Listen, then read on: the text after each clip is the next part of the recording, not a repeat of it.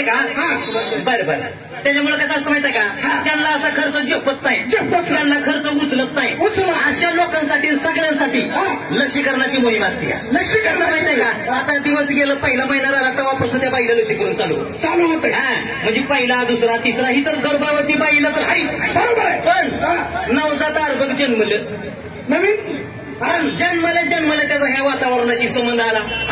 आता वातावरणात किती जीवाणू, किती विषाणू, किती जंतू आहेत, बरोबर आहे का नाही? मग ह्या जंतूची त्या लेकराची होती डिशूम. त्याच्यामुळे लेकराची काय वेळ होती, गटसर्प होतं, धनुर्वात होतं, डांग्या खोकला होतो, गटसर्प असं काय रोग होत्या. ह्याला पोरग बळी पडून ह्याला ती नवजात शिशु बळी पडून म्हणून जन्मला 24 तासाच्या आत 3 डोस देतात. 3 डोस नका डोस दिल्यावर माणूस ती बारकं पोरग जिवंत राहील का? चालेल की तसंच. डोस म्हणलं की तुला मी ती मसराची डोस आठवली का? ती डोस नव्हे.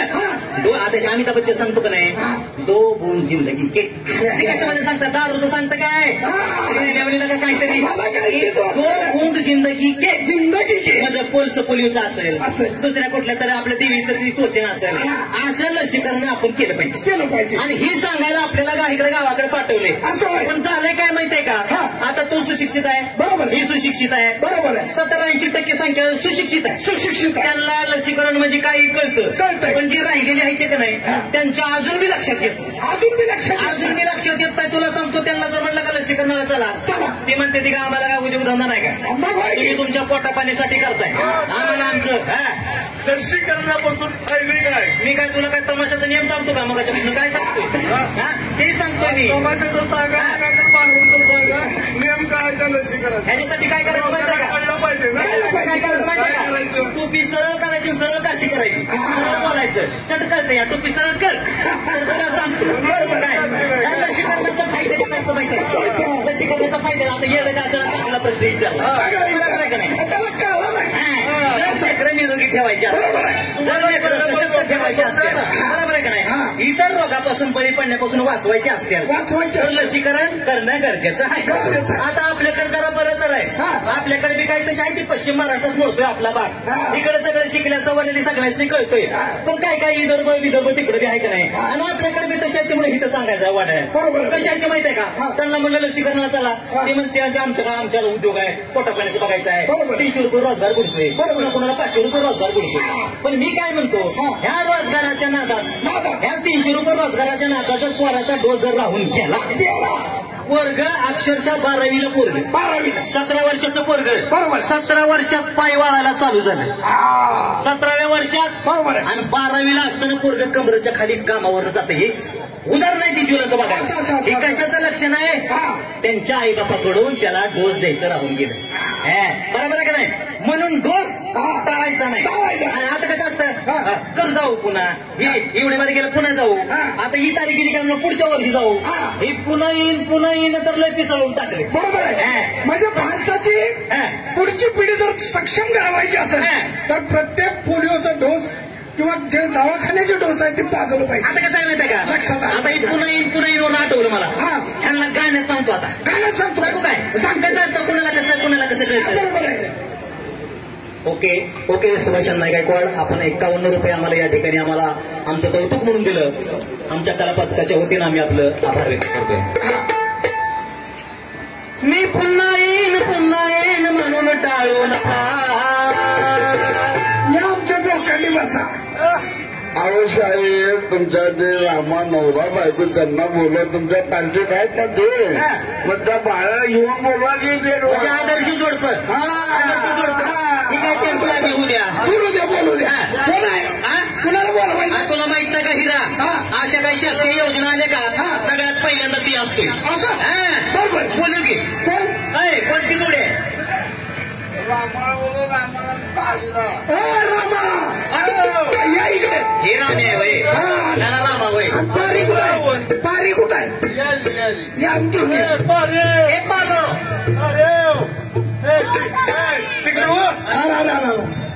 पारी आली. तिकडं बघ आम्हाला माहिती आहे. काय झालं का लेकराला?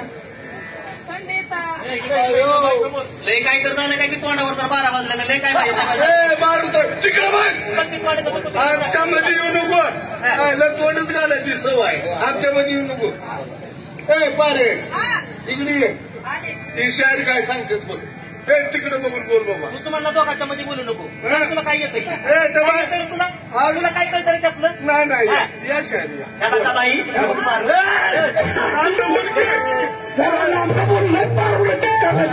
नाही बाबा तुम्ही लांबच बोल लांबलंच आहे अरे बाबा मी लांब बोलतो पण तुझ्या इकडे तो परवाई ही अडाणी माणसं आहेत यांना जरा गाण्यातून काहीतरी सांगा आज करायचं काय परवाई तुम्हाला अशी भाषा कळते गाण्याची भाषा कळते गाण्याची कळते काय गाण्याची कळते नाव दे मी पुन्हा येईन म्हणून टाळू नका या या या लसीकरण करून घ्या या या या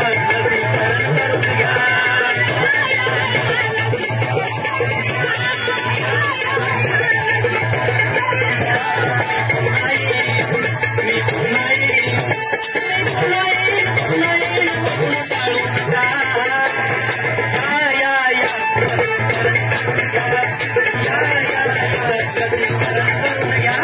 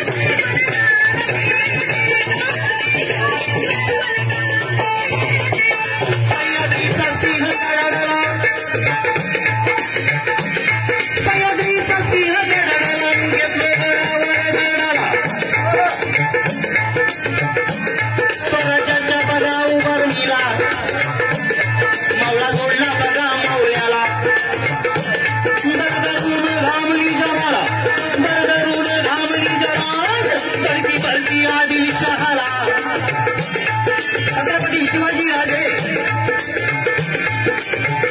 तरुणागडाला तरुण बांधलं गेलं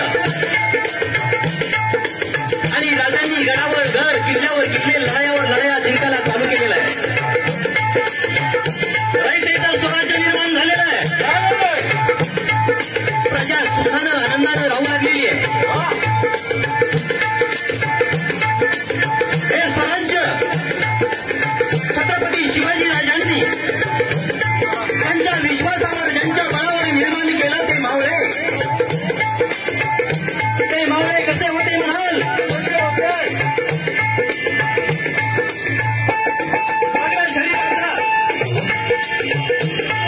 उंचा पुरा देह शरीर आणि असा हा मावळा आज या तिसरी माणसं मला काय म्हणतात माणसाची संपत्ती ही 3 प्रकारची असते पहिली संपत्ती माणसाची शरीर संपत्ती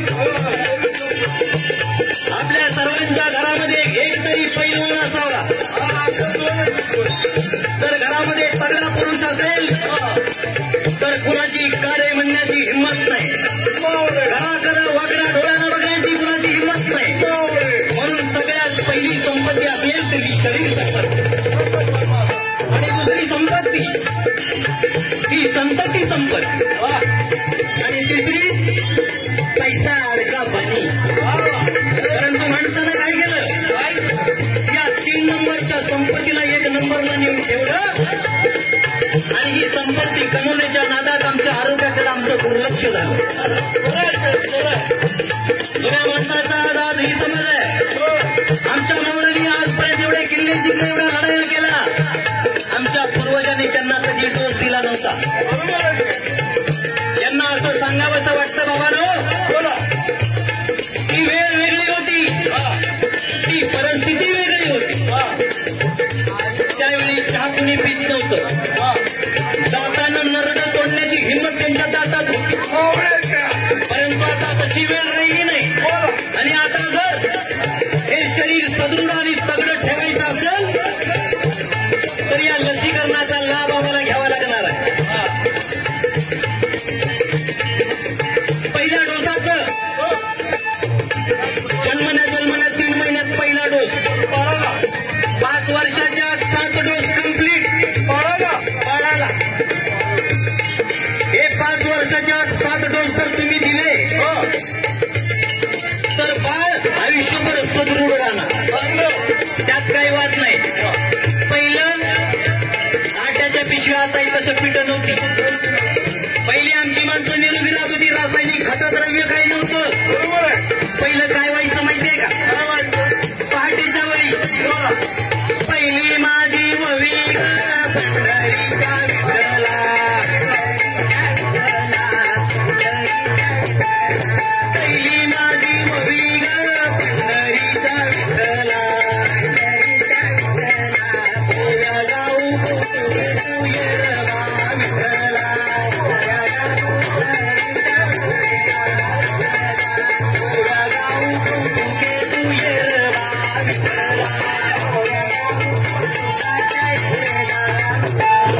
आमची माता भगिनी पहाटेच्या वेळी जातेवर गाणं म्हणत गळण मिळायचं आणि ते निष्पाप असणारे राणी, निरोगी असणारे राणी त्या ताटात पडायचं आणि शुद्ध असं पीठ आपल्या भाकरीमध्ये आपल्या ताटामध्ये यायचं. परंतु या ग्लोबिंग वॉर्मिंगमुळे आता कशातही रासायनिक द्रव्य, रासायनिक खतं मिसळल्या चालू झाली, रोगराईचा प्रादुर्भाव झाला. बरोबर आहे का नाही? म्हणून अशा लोकांना सांगायचं, कुठं जाईल तिथं सांगायचं, जाऊया जाऊया जाऊया जाऊया जाऊया जाऊया जाऊया जाऊया जाऊया जाऊया एक थेंब गेल्याला, थेंब गेल्याला, एक थेंब गेल्याला, एक थेंब गेल्याला.